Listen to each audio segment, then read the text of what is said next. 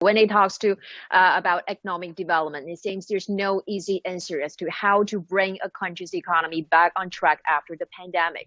And now countries including China and Italy spare no efforts in bringing its economy or injecting vitality to economic growth, including monetary policies, fiscal policy, and much more. And now it is our great honor to introduce to you our professors from China and Italy and share their visions about some of the most effective measures in their opinion to help the country regain their economic growth and also to maintain its employment. And now, first of all, I'd like to introduce to you Professor Gong, who's the professor from University of International Business and Economics. So Professor Zhang, thank you so much for joining us again on CGTN and also on Class CNBC. Well, first of all, can you share with us about, according to your observation, which of some of the measures that in your opinion, according to your observation, that you think have been improving some of the effectiveness in helping the country gradually gaining its growth momentum?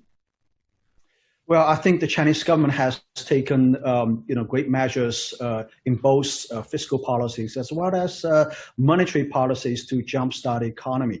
On one hand, the government does have an obligation to help those people in need.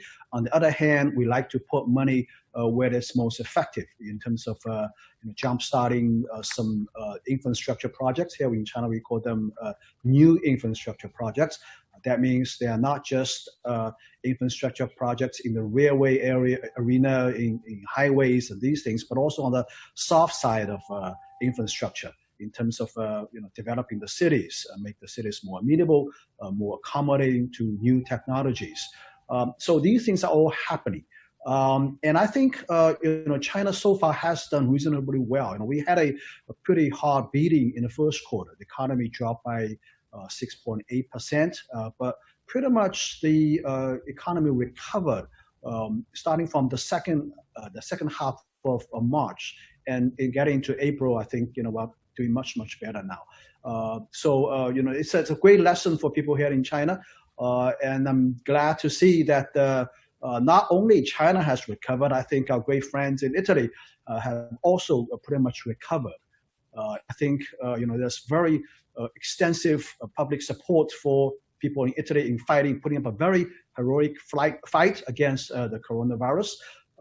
And I'm glad to see that the economy is starting to come back from Italy's perspective. I also want to mention this great Italian sound that I've listened time and time again during the high days of fighting this vicious coronavirus.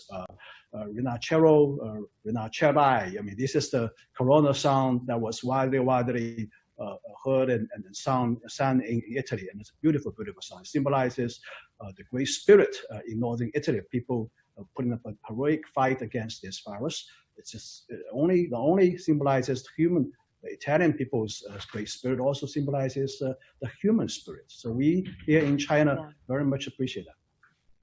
Yeah, and also, Professor, some people may say that, small and medium-sized companies are the key in helping China secure its growth as well as employment. Do you agree? And if yes, what are some of the measures do you think that can help SMEs to not only survive, but maybe in the near future thrive?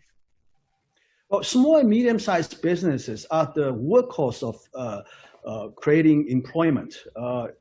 80% of the national employment is associated with small and medium-sized business. These companies are typically the first line of companies suffering from economic downturn. We have heard many stories of companies closing down, companies having difficulties laying off people. I think what the government has done so far is to provide the necessary credit to help these companies to weather through the storm. And secondly, we have a very unique system here in China.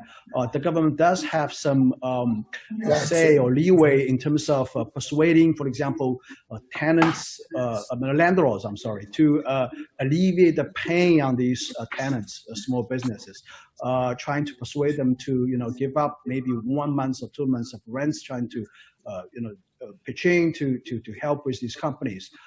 And also, I think the government has tried to decrease some of the taxes these companies pay.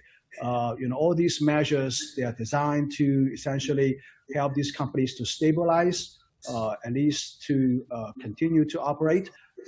And also, I want to mention our export sector. In China's export sector, we have a lot of those medium-sized companies.